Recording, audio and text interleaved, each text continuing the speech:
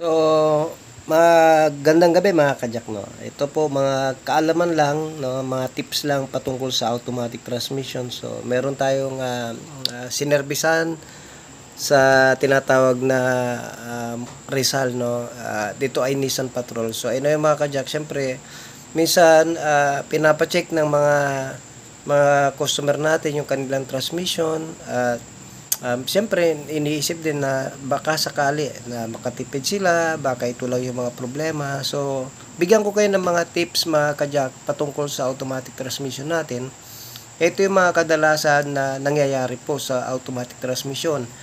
Merong kaldag, yung shift shock, yung tinatawag na delay, merong ayaw na talaga umabante, ayaw na rin umatras, ano pa, marami pa. May lumalabas na check engine. So, iba-iba mga kajak, no? Sa mga problema naman natin, sa sasakyan natin, meron diyang mga component. So, meron tayong tinatawag na wiring. Meron tayong tinatawag na valve body na nandoon yung mga solenoid.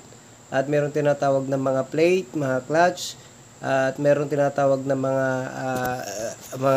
gear o drive, drum, meron torque converter. So marami yung nasa loob ng transmission natin. So hindi naman ibig sabihin na pagka ito na agad ang ating idadiagnose pa yan mga kajak. So minsan hindi ho basta-basta sa pagdadiagnose mga kajak, kasi pagka minsan akala natin na solenoid lang ang problema, tapos pagka-check po natin ay okay yung solenoid, so pupunta naman tayo sa iba. Kaya minsan kasi sa mga solenoid, minsan hindi nababasa na scanner. May mga nagawa na po tayo na hindi nagche-check engine pero sira yung kanilang solenoid mga kajak, no. So meron naman yung lalabas talaga shift solenoid, so nagagawa natin agad yun.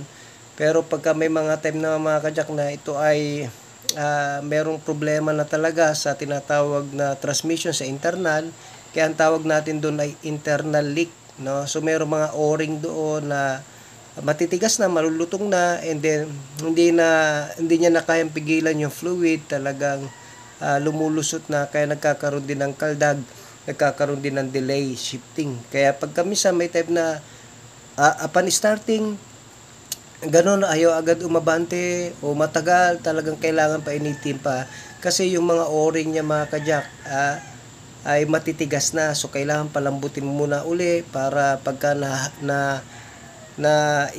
umikot na yung tinatawag na ATF na mainit, halo na, medyo bubuka na uli. So marami mga possibility. Minsan naman sa torque converter, no, yung problema sa pump.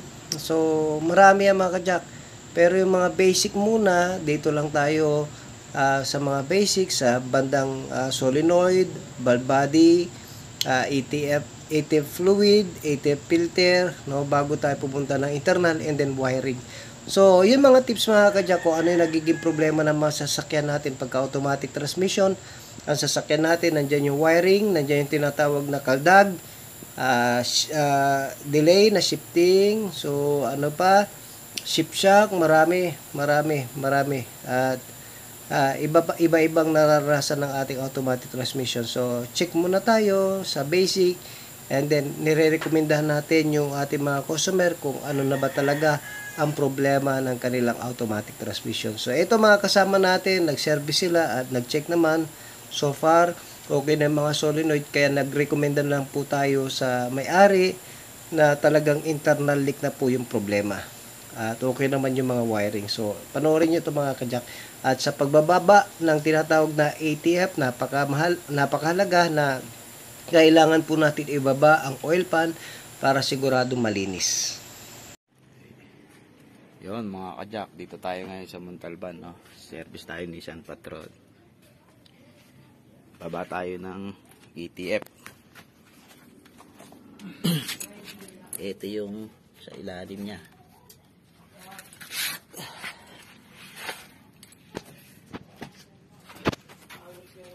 Yung valve body.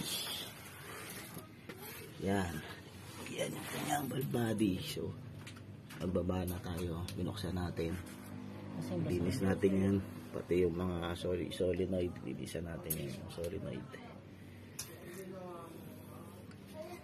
checking na rin ng solenoid kung ano, kung may problema. So baba tayo 80, dito tayo sa Montalban.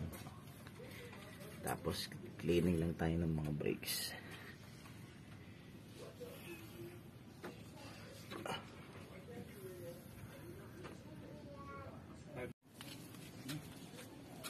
Ito yun, so, nakuha natin solenoid, no, ng Nissan Patrol. So checkin natin yan. Tapos ito yung filter. Tsaka itignan natin yung dumi. Yung ano, tsaka ito yung Kailangan talaga pagka magpapababa kayo ng transmission, mga kajack, mas maganda yung binababa na yung oil pan. Kasi itong magnet, oh, kita nyo to. Yan, oh. Kasi kahit dialysis, pag yung sinasabi nilang dialysis, hindi makukuha to. Kasi de-drain lang naman yung ano mo. Tapos papalitan ulit nila ng fluid. Ganun pa, yan, nakadikit yan sa magnet. So hindi makukuha yan. tayo solenoid. Check tayo ng solenoid. Check tayo ng solenoid kung Check naman tayo ng solenoid.